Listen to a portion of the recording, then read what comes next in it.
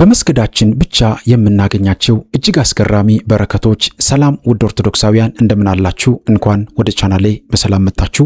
በዚህ ቪዲዮ ላይ በጣም ብዙ ሰዎች የሚያነሱትን ጥያቄ እመልሳለሁኝ። በተለይም ደግሞ ከስግደት ጋር በተገናኘ በዚህ ቀን ይሰገዳል አይሰገድም፣ በዚህ ቀን የሚሰገዱ ስግደት የትኛው ነው፣ የንስሐ ስግደት በዚህ ቀን ይሰገዳል አይሰገድም እያሉ ግራ የሚያጋቡ ሰዎች፣ ወይም ደግሞ የአምልኮት ስግደት በሰንበት አይሰገድም ይሰገዳል፣ በበዓላት ቀን ይሰገዳል አይሰገድም የሚሉ ድፍን የሆኑ ሐሳቦች ብዙ ጊዜ ይነሳሉና በአጠቃላይ አትስገዱ በዚህ ቀን አይሰገድም ተብሎ ብዙ ሰዎች ሲናገሩ እንሰማለን። ይህንን እመልስላችኋለሁ። ከዛ ውጭ ግን በጣም ለብዙዎቻችን የሚጠቅሙንን በመስገዳችን የምናገኛቸውን በረከቶች እነግራችኋለሁ። አብራችሁን ከቆያችሁ ብዙ ነገር የምንማርበት ቪዲዮ ነው። ለወዳጅ ለጓደኛ ሼር አድርጉ። ቻናሉን ሰብስክራይብ ማድረጋችሁን እንዳትረሱ። ወደ ዋና ነጥቦቻችን በቀጥታ እንሄዳለን። እንግዲህ ውድ ኦርቶዶክሳውያን ቤተሰቦቼ ስግደት በኢትዮጵያ ኦርቶዶክስ ተዋሕዶ ቤተክርስቲያናችን አስተምህሮ መሰረት ተራ የአካል እንቅስቃሴ አይደለም። ይልቁንም ነፍስና ስጋ ተባብረው ለፈጣሪያቸው የሚገዙበት የሰው ልጅ ፍጹም ትሕትናውን የሚገልጽበትና ከመለኮት ጋር የሚገናኝበት ረቂቅ ምስጢር ነው። ይህንን በደንብ ልናስተውል የሚገባ ነገር ነው። ከዛ ውጭ ግን ስግደት ብለን ስንጠራው ምን ማለት ነው? ስግደት ማለት እንደ ቤተክርስቲያናችን አስተምህሮ መገዛት ማለት ነው። ለማን ነው የምንገዛው? ለቅድስት ሥላሴ፣ ለአብ ለወልድ ለመንፈስ ቅዱስ፣ ለእግዚአብሔር ለአምላካችን ለኢየሱስ ክርስቶስ መገዛት ማለት ነው። ዛሬ ብዙ ሰዎች ለእግዚአብሔር መገዛትን መስገድን እምቢ ብለው ለምን ዲያብሎስ አልሰግድም አልንበረከክም ብሎ ነው የወደቀው። ይህንኑ ዛሬ ሰዎች ለአጋንንት፣ ለጠንቋዩ፣ ለደብተራው፣ ለሟርተኛው፣ ለስርማሹ፣ ለቅጠል በጣሹ ሄደው ይሰግዳሉ፣ ይንበረከካሉ። ነገር ግን የተፈጠርንበትን ዋናውን ዓላማ በመርሳት ሰዎች ለዚህ አይነት መንገድ ራሳቸውን አሳልፈው ይሰጣሉ። በአንድም በሌላም የማይሰግድ ሰው፣ በነገራችን ላይ የማይሰግድ የማይንበረከክ ለእግዚአብሔር የማይገዛ ሰው በአንድም በሌላም ለሰይጣን ለአጋንንት እየተገዛ እንደሆነ ይህንን ሁላችንም ልናስተውል ይገባል ውድ ቤተሰቦች። ስለዚህ ውድ ቤተሰቦቼ ሰው ሲሰግድ ግንባሩን ከመሬት ጋር በማጣበቅ ጌታ ሆይ እኔ ከአፈር ተፈጥሬያለሁ፣ ወደ አፈርም እመለሳለሁ፣ አንተ ግን የሕይወቴ መገኛ ጌታ ነህ ብሎ ለፈጣሪው ራሱን አሳልፎ ይሰጣል። በስግደት ጊዜ መሬት ላይ መውደቃችን የአዳምን ውድቀት ወይም ሞት ሲያመለክት፣ መነሳታችን ደግሞ የክርስቶስን ትንሣኤና የሰውን ልጅ ዳግም መነሳት ተስፋ ያሳያል ማለት ነው። ስለዚህ የምንሰግደው ዝም ብለን የአካል ብቃት እንቅስቃሴ አይደለም ማለት ነው። እያንዳንዱ ነገር የራሱ ትልቅ ስራ በረከት አለው ማለት ነው። እያንዳንዱ አካል በስግደት ይሳተፋል። ስለዚህ የምንሰግደው ዝም ብለን የአካል ብቃት እንቅስቃሴ የምናደርግበት ሳይሆን ለነፍሳችን ይልቁንም ነፍስና ስጋ ተባብረው ለፈጣሪያቸው የሚገዙበት ትልቅ መልእክት ነው ማለት ነው። ስለዚህ ይህንን በደንብ ማስተዋል ይገባል ማለት ነው። ከስግደት ጋር በተገናኙ ብዙ ቪዲዮዎችን ሰርቻለሁ። ወደ ዩቲዩብ ቻናላችን በመግባት ስግደት ብላችሁ ሰርች በማድረግ ብዙ ቪዲዮዎችን ማየት ትችላላችሁ። ከዛ በፊት ግን ወደ ቅድም ወደ አነሳውላችሁ ነጥብ ልውሰዳችሁ። ለምሳሌ ብዙ ሰዎች በሰንበት ቀን ስግደት አይሰገድም ይላሉ። አይሰገድም፣ በበዓላት ቀን ስግደት አይሰገድም፣ በዚህ ቀን ስግደት አይሰገድም ብሎ ይናገራሉ። ስለዚህ በጣም ብዙ አገልጋዮችም ጭምር ይሳሳታሉ በዚህ ጉዳይ ላይ እና በፍትሐ ነገሥት በዲድስቅልያና በሌሎችም የቀኖና መጻሕፍት አይሰገድም ብትሎ የተደነገገውን ቃላት እንዴት ነው ቤተክርስቲያን የምታብራራው ወይም አባቶቻችን እንዴት ነው የሚያስተምሩት የሚለውን ለማየት እንሞክር።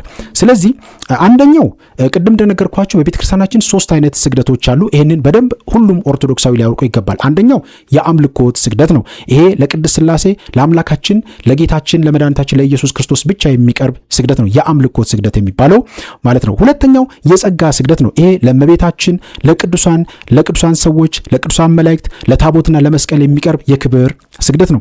ሶስተኛው የንስሐ ስግደት ነው። ይሄ ከንስሐ አባቶቻችን በቀኖና መልክ የምንቀበለው ማለት ነው። ከዛ ውጭ ግን በፍትሐ ነገሥት ላይ አይሰግድም ተብሎ የተከለከለው የትኛው ነው የሚለውን ዋናውን ነጥብ ልመልስላችሁ። ዛሬ በጣም ብዙ ሰዎች ግራ እየተጋቡ ያሉበት ጉዳይ ስለሆነ ማለት ነው። ፍትሐ ነገሥት አንቀጽ 13 ላይ ስለ ጸሎትና ሌሎች ቀኖናዊ መጻሕፍት በሰንበት ቅዳሜና እሁድ በጌታ በዓላትና በበዓለ ሃምሳ በጵራቅሊጦስ ቀናት አይሰገድም ስሉ ክልክላው የሚያርፈው በንስሐ ወይም በኃጢአት ሐዘን ምክንያት በሚደረግ የቀኖና ስግደት ላይ ብቻ ነው። አስተውሉ፣ እደግመዋለሁ፣ ይሄንን አስተውሉ። ምንድነው ያልኩት? በንስሐ ወይም በኃጢአት ሐዘን ምክንያት በሚደረግ የቀኖና ስግደት ላይ ብቻ ነው ማለት ነው። አስተውሉ፣ የአምልኮት ስግደት አልተከለከለም ማለት ነው። እነግራችኋለሁ። እሱን ደግሞ ወደታች ልውረድ ነው። ስለዚህ ምክንያቱም በዚህ ቀን በፍትሐ ነገሥት አይሰገድም ተብሎ የተነገረው ይሄ በንስሐ ወይም በሐዘን ምክንያት በሚደረግ የቀኖና ስግደት ላይ ብቻ ነው ያልኳችሁ። አንደኛው ሰንበትና የጌታ በዓላት የደስታ የብርሃንና የትንሣኤ መታሰቢያ ቀናቶች ስለሆኑ ነው። በእነዚህ ቀናት ጾም፣ ለቅሶና ነፍስን የሚያደክም የቀኖና ስግደት ማድረግ በበዓሉ ደስታ ላይ ሐዘንን እንደመጨመር ይቆጠራል ማለት ነው። ስለዚህም አይሰገድም ማለት አትዘኑ፣ ነፍሳችሁን በቀኖና አታድክሙ ማለት እንጂ አምላካችሁን አታምልኩ ማለት አይደለም ማለት ነው። አይደለም። በነገራችን ላይ ከዚህ በፊት ነግሬያችኋለሁ። አንድ ሰው የንስሐ ስግደት አይሰገድም በተባለበት ቀን እንኳን ቢሰግድ መስገዱ ኃጢአት አይደለም። በነገራችን ላይ መስገዱ ኃጢአት ሊሆንበት አይችልም። ስለዚህ ሰዎችን ስገዱ ብለን ማበረታታት ሲገባንና ሰዎች እንዲሰግዱ ወደ እግዚአብሔር እንዲቀርቡ ማድረግ ሲገባን ዛሬ ብዙ ሰዎች አትስገዱ፣ በዚህ ቀን አይሰገድም እያለን እያሸማቀቅን የምናርግ ሰዎች አለና መጠንቀቅ ይገባናል ማለት ነው። ስለዚህ የአምልኮት ስግደት በሰንበት ይከለከላል ወይ የሚለውን ጥያቄ እንመልስ። በፍጹም አይከለከልም። እግዚአብሔር የእግዚአብሔርነቱ አስተውሉ፣ እግዚአብሔርነቱ በሰንበት አይለወጥም። ቅዱስ ዳዊት በመዝሙር 95 ላይ እንዲህ ይላል፣ ኑ እንስገድ፣ ለእርሱም እንገዛ፣ በፈጠረን በእግዚአብሔር ፊት እንንበርከክ ያለው ለሁሉም ቀን ነውና ይህንን በደንብ ማስተዋል ይገባል። አፈጻጸሙንም ደግሞ ልንገራችሁ፣ አስተውሉ ውድ ቤተሰቦቼ። አፈጻጸሙም እንዲህ ነው ውድ ቤተሰቦቼ። በሰንበትና በበዓላት ቀን ወደ ቤተክርስቲያን ስንገባ የአምልኮ ስግደት 3 ጊዜ ለአብ እሰግዳለሁ፣ ለወልድ እሰግዳለሁ፣ ለመንፈስ ቅዱስ እሰግዳለሁ ብለን ግንባራችንን መሬት አስነክተን እንሰግዳለን። ይህ የአምልኮ ስግደት ነው ውድ ቤተሰቦቼ። ስለዚህ አይሰገድም ብለው የሚናገሩ ሰዎች ይህንን ሕግና ስርዓት አይረዱትም ማለት ነው። ሌላው በቅዳሴ መካከል ካህኑ ደጋግሞ ለእግዚአብሔር በፍርሃት ስገዱ ስል ህዝቡ በአንድነት ለአምላኩ ይሰግዳል። ይህ የአምልኮት ስግደት ነው። በአካል እንቅስቃሴ በሶስት እንደሚገለጽ ነግሬያችኋለሁ። በአድንኖ፣ በአስተበርኮና በሰጊድ በምንለው ይገለጻል። ግንባር መሬት በማስነካት አንገትን ዝቅ በማድረግና ሙሉ ተንበርክኮ በጉልበት ግንባርን ሳናስነካ የምንመለሰው ማለት ነው። ስለዚህ በሶስት በአካል እንቅስቃሴ ይገለጻል ማለት ነው። በእነዚህ ቀናት የማይደረገው ግን ከላይ እንደጠቀስነው ከቁጥር ስግደት ወይም የንስሐ ጅራፍ የሆነው ስግደት ነው። ይሄ ማለት ምን ማለት መሰላችሁ? የንስሐው ስግደት ከላይ እንደነገርኳችሁ በእነዚህ ቀናቶች አይሰገድም ማለት ነው። የንስሐ ስግደት አይሰገድም ማለት ነው በእነዚህ ቀናቶች። የሐዘን ስግደት፣ ምክንያቱም የአምልኮት ስግደት የምስጋና ስግደት ነው። በሌላ አነጋገሩ የምስጋና ስግደት ነው። ስለዚህ አይሰገድ አይዋልም ማለት ነው። ሌላው በጣም የሚገርመው በመጨረሻ በዚህ ጉዳይ ላይ መቋጫ ነጥብ ልስጣችሁ። በሰንበት አይሰገድም የሚለውን ቃል ተገን በማድረግ በበዓላት ቀን ለአምላኩ አጎንብሶ የማይሰግድ አማኝ አምልኮቱን እያጎደለ ነው። ክልከላው የንስሐን ድካምና ሐዘን ለማስቀረት እንጂ የፈጣሪን አምልኮትና ክብር ለማስቀረት አይደለም። ስለዚህ በበዓል ቀን የአምልኮት ስግደትን 3 ጊዜ መስገድ የኦርቶዶክሳዊት ቤተክርስቲያን ትክክለኛው ስርዓት ነው። 3 ጊዜ ሊሆን ይችላል፣ 7 ጊዜ ሊሆን ይችላል። ሌላም ጨምራችሁ አቅማችሁ በሚችለው መንገድ መስገድ ትችላላችሁ። ሰንበት ግን ስለሆነ ራስን የሚያደከም ነገር፣ ድካም ያለበት ነገር አይፈቀድም፣ ይከለከላል ተብሎ ይነገራል እንጂ ስግደት አልተከለከለም። የተከለከለው ስግደት የንስሐ የቀኖና ስግደቶች ናቸው ማለት ነው። ይህንን በደንብ ልታስተውሉ ይገባል። 3፣ 7፣ 21 አቅማችሁ በቻሉ መንገድ ራሳችሁን ሳታደክሙ፣ ምክንያቱም እነዚህ ቀናቶች የደስታ ቀናቶች ናቸው ብያችኋለሁ። ስለዚህ ራሳችንን በደስታ እግዚአብሔርን እያመሰገንን የምናሳልፍበት ጊዜ ይህንን በማስተዋል ልንሰግድ ይገባል ውድ ኦርቶዶክሳውያን። ከዛ ውጪ ወደ ዋና ነጥቦቻችን ቅድም ወደ አነሳውላችሁ ነጥቦች እንሂድ። በመስገድ የምናገኛቸው በረከቶች እጅግ በጣም ብዙ ናቸው። አንደኛው በመስገድ የምናገኘው በረከት የትዕቢትን መንፈስ መስበሪያ ነው። መስገድ የትዕቢትን መንፈስ መስበሪያ ነው። ለዚህ ነው በጣም በተደጋጋሚ የቀደሙት የቤተክርስቲያን አባቶቻችንም በመጽሐፍ ቅዱስም ተደጋግሞ የሚነገረው መስገድ እጅጉን አስፈላጊ ነው ተብሎ የሚነገረው። ስለዚህ የትዕቢትን መንፈስ መስበሪያ ነው። አንዱ ትዕቢት ሰይጣንን ከሰማይ የጣለው ትልቁ ደዌ ነው። ስግደት ደግሞ ይህንን የትዕቢት ግንብ ያፈርሳል። ራስን ዝቅ አድርጎ መሬት ላይ መውደቅ ልብን ይገራል ማለት ነው። ለዚህ ነው በጣም በብዙ ነገር የምንፈተን ሰዎች፣ በተለይም ከመናፍስት ውጊያ አንጻር እጅጉን ስግደት በጣም አስፈላጊ ነው። ለምን? ዲያብሎስ አልሰግድም አልንበረከክም ብሎ በትዕቢት ስለወደቀ። ዛሬኛ አንሰግድም ስንል ይህም ትዕቢት ነው በነገራችን። ይህን በጣም ልናስተውል ይገባል። ስለዚህ የትዕቢት መንፈስን መስበሪያ ነው ማለት ነው። ይሄ በጣም ልናስተውል የሚገባ ነገር ነው። እግዚአብሔር ትዕቢተኞችን ይቃወማል፣ ለትሑታን ግን ጸጋን ይሰጣል ይላል ያዕቆብ መልእክት ምዕራፍ 4። ስለዚህ ትዕቢትን ከውስጣችን ለማራቅ፣ ትዕቢትን ከህይወታችን ለማራቅ እጅጉን መስገድ አስፈላጊ ነው ማለት ነው። ሰይጣን መጾምንና መጸለይን አይፈራም። የሚፈራው ግን በመሬት ላይ ተደፍተ በትህትና ስትሰግድ ነው። አባ መቃርስ አባታችን፣ እነዚህ አባቶቻችን በጣም በምንኩስና ህይወታቸው በገዳማ ህይወታቸው የታወቁ ብዙ የአጋንንት ፈተና የዲያብሎስን ፈተና የተሻገሩ እስከ ብቃት ደረጃ የደረሱ ቅዱሳን አባቶቻችን ናቸው። በረከታቸው ይደርብን። ስለዚህ የትዕቢት መንፈስን መስበሪያ ነው ማለት ነው። ሁለተኛው የአጋንንትን ውል ድል መንሻ ነው። አንድ ሰው በደንብ አድርጎ ሲሰግድ የአምልኮት ስግደት የትኛውን ማንነት ስግደት በሚሰግድበት ጊዜ አንዱ የኃጢአትንና የአጋንንትን ውጊያ ድል የሚነሳበት መንገድ ነው። አጋንንትን የሚያሸንፍበት በስጋው በደሙ ያደፈጠውን ጠላት የሚያሸንፍበት መንገድ ነው።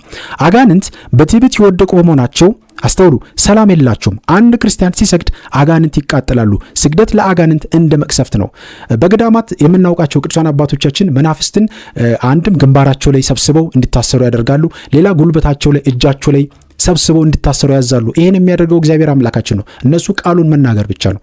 ያዛቸዋል። መናፍስቱ ግንባር እጅ ላይ ይታሰራሉ። ከዛ ይሰግዳሉ። ያ ቦታ ላይ መናፍስቱ ስለታሰረ ይቃጠላሉ፣ ይነዳሉ። ስለዚህ መናፍስት ስግደትን እጅጉን አይወድም። ለምን? የወደቁበት ነገር ስለሆነ ተገዙ መገዛትን እምቢ ብሎ ስለወደቁ ዛሬኛ ስንሰግድ ዛሬኛ ስንመረከክ እጅጉን ይቃጠላሉ ማለት ነው። ስለዚህ ይሄን በጣም ማስተዋል ይገባል። አጋንንት የደነደነ አንገት አላቸው፣ ሊሰግዱ አይችሉም። አንተ ግን ስትሰግድ የእነርሱን ራስ ተቀጠቅጣለህ። ቅዱስ እንጦንስ አባታችን በረከታችሁ ይደርብን። ስለዚህ ይህንን በደንብ ማስተዋል ይገባል ማለት ነው። ሁለተኛው የአጋንንትን ውጊያ ድል መንሻ ስለሆነ ይሄ አንዱ ትልቅ በረከት ነው። ስለዚህ እያንዳንዱ ኦርቶዶክሳዊ ክርስቲያን በደንብ አድርጎ ሊሰግድ ይገባል። ደጋግሜ እንደምነግራችሁ ስግደት በተለይም የአምልኮት ስግደት 365ቱን ቀን አይቋርጥም። ይህንን በደንብ ልታስተውሉና ልታሰምሩበት ይገባል ውድ ቤተሰቦቼ። ሶስተኛው የኃጢአት ይቅርታና የንስሐ ፍሬ ነው ስግደት። የኃጢአት ይቅርታና የንስሐ ፍሬ ነው ስግደት። ስግደት የቃል ኪዳን መሳሪያ ነው። እግዚኦ መሐረነ ክርስቶስ፣ ጌታ ሆይ ማረኝ እያልን ስንሰግድ እግዚአብሔር ኃጢአታችንን ይደመስሳል። ይሄ በጣም የሚገርም ነገር ነው። ለዚህ ነው መስገድ እጅጉን አስፈላጊ ነው የሚባለው። የኃጢአትን ስሬት የኃጢአትን ይቅርታ የምናገኝበት የንስሐን ፍሬ የምናገኝበት መንገድ አንዱ በዚህ መንገድ ነው ማለት ነው። አቤቱ ጌታ ሆይ ማረኝ ይቅር በለኝ እግዚኦ መሐረነ ክርስቶስ እያልን የምንሰግደው ስግደት ማለት ነው። ስለዚህ በመስገዳችን ከምናገኛቸው በረከቶች ውስጥ አንዱ ይሄ ነው። የኃጢአት ይቅርታና የንስሐ ፍሬን እናገኛለን ማለት ነው። ስለዚህ በደንብ አድርጎ መስገድ ያስፈልጋል ማለት ነው። እነዚህ በተለይም የንስሐ የጸጋ ስግደት የክብር ስግደቶች የማይሰገድባቸው ቀናቶች አሉ። እነዚህም በነገራችን ላይ ብትሰግዱ ኃጢአት አይደለም። ይሄን ደጋግሜ እነግራችኋለሁ። ኃጢአት ሆኖ አይደለም። ነገር ግን በእነዛ ቀናቶች ውስጥ እነዚህ በቀኖና ቤተክርስቲያናችን የግዘት ቀናት ተብለው ስለተከለከሉ በእነዚህ ቀናቶች የእነዚህ ስግደቶች አይሰገዱም። የቅዱሳን ስግደት፣ የጸጋ ስግደት፣ የንስሐ ስግደት ብለን የምንጠራቸው አይሰገዱም። የአምልኮት ስግደት ግን በየትኛውም ቀን ይሰገዳል ማለት ነው። ስለዚህ ይህንን በደንብ ማስተዋል ይገባል ማለት ነው። መጽሐፍ ቅዱስ እንዲህ ይላል፣ ኑ እንስገድ ለእርሱም እንገዛ በፈጠረን በእግዚአብሔር ፊት እንንበርከክ ይላል መዝሙር 95 ከቁጥር 6 ላይ። ስለዚህ ለእግዚአብሔር ዘወትር መንበርከክ ዘወትር ለእግዚአብሔር መገዛት አስፈላጊ ነው ማለት ነው። የንስሐ አባቶቻችን የሚሰጡትን ቀኖና በአግባቡ መፈጸም አስፈላጊ ነው። 41 ስገዱ ተባልን፣ በደንብ አድርጎ መስገድ፣ ከዛም በላይ በደንብ አድርጎ መስገድ አስፈላጊ ነው። መታዘዝም ጭምር ስለሆነ ማለት ነው። የንስሐ አባቶቻችን የሚሰጡትን ቀኖና በተለይም ስግደትን በደንብ አድርጎ መፈጸም እጅጉን አስፈላጊ ነው። ስለዚህ የኃጢአት ይቅርታና የንስሐን ፍሬ የምናገኘው አንዱ በመንበርከካችን ነው ማለት ነው፣ በመስገዳችን ነው። ይህንን በደንብ ልታስተውሉ ይገባል። አራተኛው የጸሎት ማህተምና ተቀባይነት አለው ማለት ነው። የጸሎት ተቀባይነትና ማህተም አለው ማለት ነው። ያለ ስግደት የሚቀርብ ጸሎት ክንፍ እንደሌለው ወፍ ነው። ስግደት ለጸሎት ኃይል ማህተም ይሆነዋልና ጸሎታችን ወደ እግዚአብሔር ዙፋን እንዲያርግ ይረዳል ማለት ነው። አስተውሉ። ስለዚህ በመስገዳችን ከምናገኛቸው በረከቶች ውስጥ አንዱ የጸሎት ማህተምና ተቀባይነት አለው። ጸሎታችን ተቀባይነት ይኖረዋል። ጸልየን ስግደትን ስንጨምርበት በጣም በሚገርም ሁኔታ ያ ያቀረባችሁት የጸሎት ያ ያቀረባችሁት ቃል በእግዚአብሔር ዘንድ ተቀባይነትን ያገኛል ማለት ነው። ስለዚህ መስገድ እንዲሁ ቀላል ነገር አይደለም። የአካል ብቃት እንቅስቃሴ አይደለም፣ ወይም የምትሰሩት ዝም ብላችሁ ዘላችሁ የምትነሱበት ጉዳይ አይደለም። ስትሰግዱ ሙሉ አካላችሁ በመንፈስ ከእግዚአብሔር ጋር ይገናኛል ማለት ነው። ሙሉ አካላችሁ ለዚህ ነገር ኃላፊነት ይወጣል። እያንዳንዱ አካላችን በዚህ ጉዳይ ላይ ይሳተፋል ማለት ነው። ስለዚህ የጸሎት ማህተምና ተቀባይነት አለው ማለት ነው። ጸሎት በስግደት ካልታጀበ ነፍስ የሌላት ሬሳ ትመስላለች ይላል ማር ይስሐቅ አባታችን። በእውነት አስተውሉ። ስለዚህ ጸሎታችን በስግደት ሊታጀብ ይገባል። የገዳም አባቶቻችን መዝሙረ ዳዊትን ሲጸልዩ እየጸለዩ ቃሉን በቃል ይዘው እየሰገዱበትም ጭምር ነው። ብዙ ገዳማውያን አባቶቻችን ያስተማሩን ይሄንን ነው። ብዙ አባቶቻችንም የሚነግሩን ይሄንን ነው። በቃል የሆኑ መዝሙረ ዳዊቶችን መያዝ፣ ከዛ በኋላ እነዛን ይዞ አብሮ መስገድ፣ ካልሆነም ደግሞ ሌሎች ጸሎቶችን በቃል ይዞ በስግደት ጭምር እያደረጉ መስገድ እጅጉን አስፈላጊ ነው ማለት ነው። ስለዚህ መስገድ እንዲሁ በቀላሉ የምናየው ጉዳይ አይደለም ማለት ነው። ስለዚህ ኦርቶዶክሳውያን ቤተሰቦቼ በደንብ ልናስተውል የሚገባ ነገር ነው። ይሄ እንደ ቀልድ ልታዩት አይገባም ማለት ነው። አምስተኛው ውድ ቤተሰቦቼ የስጋ ፍትወትን ማዳከም ነው። በጣም ወሳኝ ነገር ነው። ይሄ ደግሞ ዛሬ በጣም ብዙዎቻችን በዝሙት ኃጢአት እንፈተናለን፣ በዚህነት እንቸገራለን። ሌሎች በጣም በሰውነታችን ላይ በተለይም በብልቶቻችን አካባቢ በሚገኙ ፈተናዎች እንፈተናለን፣ እንቸገራለን። ነገር ግን የፍትወትን ሐሳብና በስጋችን በደማችን ላይ ያደፈጠውን ጠላት የምናሸንፍበት መንገድ አንዱ መስገድ ነው። መስገድ እንደዚሁ በቀላሉ የሚታይ ጉዳይ አይደለም። ደጋግሜ የሚናገረው አቴንሽን ወይም ትኩረት እንድትሰጡ ስለምፈልግ ነው ውድ ቤተሰቦቼ። ስለዚህ አንደኛው የስጋ ፍትወትን ማዳከም ነው። ስግደት ስጋን ለነፍስ ያስገዛል። በዝሙትና በስጋዊ ስሜት ለሚፈተኑ ሰዎች ስግደት ትልቁ መድኃኒት ነው። ስጋ በስግደት ሲደክም ነፍስ ትነግሳለች ይላል። በጣም የሚገርም ነው። ስለዚህ ይሄን በጣም ማድረግ አስፈላጊ ነው። ሰውነታችንን ላብ በላብ እስክንሆን ድረስ መስገድ፣ ሰውነታችን እስኪዝል እስክንደክም ድረስ በደንብ አድርገን ሰግደን እንደው ከቻለን እዛው በሰገድንበት ቦታ ላይ መተኛት፣ የጸሎት ቦታችን ላይ ከሆነ ማለት ነው። በደንብ አድርጎ ሰግዶ እዛው መተኛት እጅጉን ትልቅ ፍቱን መድኃኒት፣ በተለይ በዚህነት ለምንቸገር ሰዎች፣ በህልም ሌሊት ለምንፈተን ሰዎች፣ በዝሙት ሐሳብ ለምንፈተን ሰዎች፣ ምክንያቱም በጣም አስፈላጊ ነው። ሌላው ደግሞ በልጅ ጦት የምትቸገሩ ሰዎች፣ በተለይም ማህፀን አካባቢ ህመም ያለባችሁ ሰዎች በደንብ አድርጋችሁ መስገድ እጅጉን ያስፈልጋል። ምክንያቱም አስማቲዩስም አስማንዱስ የሚባሉ አጋንንት የሚቀመጡ ማህፀን አካባቢ ብልት አካባቢ ላይ ነው። የዝኔት መንፈስ፣ የዝሙት መንፈስ እዛው አካባቢ ላይ ነው የሚሰፍሩት። ስለዚህ እጅጉን መስገድ አስፈላጊ ነው ማለት ነው ውድ ቤተሰቦቼ። ስለዚህ የስጋ ፍትወትን ማዳከም፣ ስጋህን በስግደት ካላደከምከው እርሱ አንተን በፍትወት ያደክማል። ቅዱስ ኤፍሬም ሶርያዊ አባታችን። ስለዚህ ይህንን በደንብ ማስተዋል ይገባል። ስለዚህ አጋንንትን በመስገድ በስግደት ማዳከም ያስፈልጋል። ያኔ እናንተ ስትበረቱ ስትሰግዱ አይ በዚህ ሰውነት ለማ መቀመጥ አልቻልኩም ብለው ራሳቸው ይሄዳሉ፣ ምንም ቦታ ሳትሄዱ። ምክንያቱም እናንተ አሁን እንደ ድሮ አይደላችሁም። አሁን ከእግዚአብሔር ጋር ናችሁ፣ ኃይል እያገኛችሁ ነው። አያችሁት? እየበረታችሁ እየሰገዳችሁ የተንበረከካችሁ ነው። ንስሐ እየገባችሁ ስጋውና ደሙን እየተቀበላችሁ ነው። ስለዚህ አጋንንት በስጋችሁ ላይ ሊሰለጥን አይችልም ማለት ነው። ስለዚህ ታሸንፉታላችሁ። መበርታት እጅጉን ያስፈልጋል ውድ ቤተሰቦቼ። ሌላው ይህንን ማድረግ በጣም አስፈላጊ ነው። የስጋ ፍትወትን ማዳከም አንዱ በመስገዳችን የምናገኘው በረከት ነው ውድ ቤተሰቦቼ። ስድስተኛው ደግሞ በውስጣችን ያለውን እሳት መቀስቀስ ነው። በውስጣችን ያለውን እሳት መቀስቀስ ነው ውድ ቤተሰቦች። ምን ማለት ነው? ስግደት መንፈሳዊ ትኩሳትን ይጨምራል። በመንፈሳዊ ሕይወት የዛለና የቀዘቀዘ ሰው ሲሰግድ በውስጡ የእግዚአብሔር ፍቅር መንደድ ይጀምራል። ይሄ ምን ማለት መሰላችሁ? የመንፈስ ዝለት የምንለው ነገር በተደጋጋሚ ብዙዎቻችንን ይፈትናል።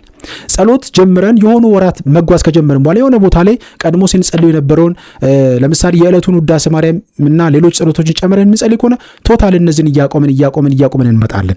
ከዛ በኋላ የመንፈስ ዝለት ይመጣና ስግደቱን ሌላውን ነገር እያቆምን እንመጣለን። በዚህ ጊዜ ደጋግመን የምንናገረው ስግደትን መስገድ ነው። በተለይም በጸሎት መበታተን ሐሳባችን የሚበታተን ከሆነ ስግደትን መስገድ እጅጉን አስፈላጊ ነው። ለዚህ ነገር የጸሎት ሐሳብ የሚበታተንብን ከሆነ የምንፈተን ከሆነ ስግደትን ሰግዶ ወደ ጸሎት መሄድ እጅጉን አስፈላጊ ነው። ጸሎቱንም ትተን ስግደቱን ብቻ ቁጥሩን አብዝተን በደንብ አድርገን መስገድ ውስጣችን እንዲሞቅ እንዲቀሰቀስ ያ የደከመው ስሜታችን ለጸሎት የነበረው የደከመው ስሜታችን ነቃ እንድል ያደርጓል ማለት ነው። ስለዚህ አንድም ሰዎች ቀድሞ ሰግደው ሲሄዱ ወደ ጸሎት ሲሄዱ አጋንንት አይፈትናቸውም ብዙ ጊዜ። ለምን? ቀድሞ አድክሞታል። በቃ ሰውነታቸው ላይ መንፈሱን አስረው ሰግደው በደንብ አድርገው ወደ ጸሎት ሲሄዱ ጸሎታቸውን በአግባቡ በተረጋጋ መንፈስ መጸለይ ይችላሉ ማለት ነውና ይህንን በደንብ ልታስተውሉ ይገባል። በውስጣችን ያለውን እሳት መቀስቀስ ነው አንዱ በመስገዳችን የምናገኘው በረከት ይሄ ነው ማለት ነው። ሌላው በኢየሱስ ስም ጉልበት ሁሉ ይንበረከክ ዘንድ ይላል የፊልጵስዩስ መልእክት ምዕራፍ 2 ከቁጥር 10 ላይ በክርስቶስ ስም ማለት ነው። ስለዚህ የአምልኮት ስግደት ስንሰግድ ለክርስቶስ ለእግዚአብሔር ለአምላካችን የምንሰግደው ስግደት ነው። ለአብ ሰግዳለሁ፣ ለወልድ ሰግዳለሁ፣ ለመንፈስ ቅዱስ ሰግዳለሁ እያልን ይህንን በደንብ አድርገን መስገድ እጅጉን ያስፈልጋል። ስብሐት ለአብ፣ ስብሐት ለወልድ፣ ስብሐት ለመንፈስ ቅዱስ እያልን በደንብ አድርገን መስገድ ያስፈልጋል ማለት ነው። ስለዚህ ስግደት ትልቅ በረከት የምናገኝበት ነውና ሁላችንም ኦርቶዶክሳውያን ጊዜ ሰጥተን በደንብ ልንሰግድ የሚገባ ትልቅ በረከት የምናገኝበት ነው ማለት ነው። ሰባተኛው ውድ ቤተሰቦቼ የልቦና መገለጥና ሰማያዊ ዕውቀት ታገኙበታላችሁ በመስገዳችን። አያችሁት? ምንድን ነው ያልኩት? የልቦና መገለጥ፣ ልቦናችን ይከፈታል። ልቦናችን ይከፈታል። ልቦናችን ለአዲስ ነገር፣ ልቦናችን ለመቀየር ለመለወጥ ክፍት ይሆናል ማለት ነው። ከዛ በተጨማሪ ሰማያዊ ዕውቀትን እናገኛለን። አሁን የምንኖረው ለስጋ ሐሳብ ለስጋ ፍላጎት ብቻ አይደለም፣ ሰማያዊውን ነገር እንናፍቃለን ማለት ነው። ምን ማለት ነው? ራስን ዝቅ አድርጎ የሚሰግድ ሰው የእግዚአብሔርን ምስጢሩን ይገልጥለታል። ትሑታን የእግዚአብሔርን ባለሟሎች ናቸውና ይላል።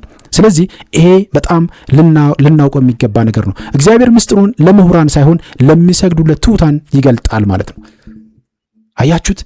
ይሄ እንዲህ አይነት በረከቶችን ነው የምናገኘው። ለዚህ ነው ዛሬ በጣም ብዙዎቻችን በዚህ ቀን ይሰገዳል፣ አይሰገድም፣ አትስገዱ እንዲህ እያለን ደግሞ በጣም የሚገርመው በመምህራን ይብዛል እንጂ። ምክንያቱም ያልሰገደ ሰው ስለ ስግደት ሊያወራ አይችልም። ያልቆረበ ሰው ስለ ስጋውና ደግሞ ሊናገር አይችልም። መምህር መሆናችን ብቻውን ያንን ነገር የማናደርግ ከሆነ ማውራታችን ዋጋ የለውም። በነገራችን ላይ ማውራታችን ዋጋ የለውም። ምክንያቱም እኛ እናሻግራቸዋለን እያለን ማንሻገር ከሆነ ምንም ጥቅም የለውም።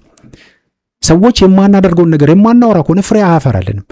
ዛሬ ለዚህ ነው ብዙ መምህራን እያስተማሩ ምን እያሉ ግን ፍሬ ማፍራት ያልቻሉት ማለት ነው። ስለዚህ የምንኖረውን ኑሮ ለሰዎች ልንናገር ይገባል።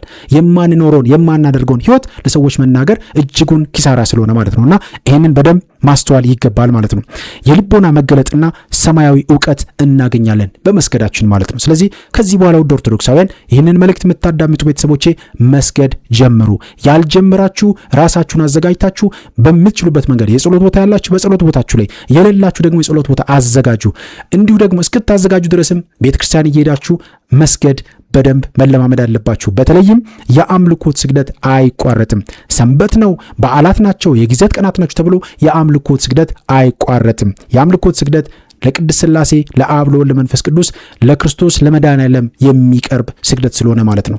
ስለዚህ ይህንን በደንብ ልታስተውሉ ይገባል ማለት ነው። ውድ ቤተሰቦቼ ስምንተኛው ከአባቶች በረከት ጋር መያያዝ ነው። ከአባቶች በረከት ጋር መያያዝ ነው። ምን ማለት ነው? ቅዱሳን አባቶቻችን ወደ ትልልቅ ማዕረጋት የደረሱት በመስገዳቸው ነው። እኛም ይህንን መንገድ ስንሄድ በህብረት አንድ እንሆናለን።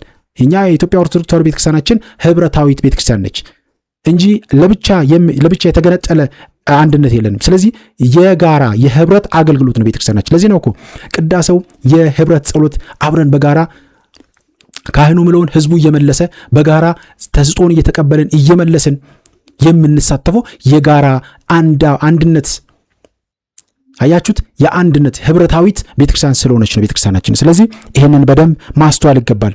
ስግደት የጥንቱ የአባቶች የአብርሃም፣ የሙሴ፣ የዳዊት ፈሊጥ ነው። ስንሰግድ ከእነርሱ በረከት ጋር እንቆራኛለን ማለት ነው። በዘመናችንም ያሉ ጻድቁ አባታችን አቡነ ተክለ ሃይማኖት፣ አቡነ ገብረ መንፈስ ቅዱስ፣ አቡነ እስትንፋሰ ክርስቶስ፣ አቡነ ዘርዓ ብሩክ፣ ሌሎችም ቅዱሳን አባቶቻችንን መጥቀስ እንችላለን። በረከታቸው በሁላችንም ላይ ይደረብን። ስለዚህ ከአባቶች በረከት ጋር መያያዝ ነው ማለት ነው። ይህንን ማድረግ በጣም አስፈላጊ። ስለዚህ መስገድ እንዲሁ እንደ ቀላል ነገር ልናየው አይገባም ማለት ነው። አብርሃም በእግዚአብሔር ፊት በግንባሩ ተደፋ ይላል በኦሪት ዘፍጥረት ምዕራፍ 17 ላይ ማለት ነውና ስለዚህ በግንባሩ ተደፋ ነው የሚለው ይሄ የአምልኮት ስግደት ነው። ውድ ቤተሰቦቼ የአምልኮት ስግደት ነው። ስለዚህ የአምልኮት ስግደት ዘወትር ይሰገዳል ብለን ስንናገር አይቋረጥም። ለምን? አንድም የአምልኮት ስግደት የምስጋና ስግደትም ነው። ምስጋና ደግሞ ለእግዚአብሔር ሳይቀርብ ሊውል አይገባም።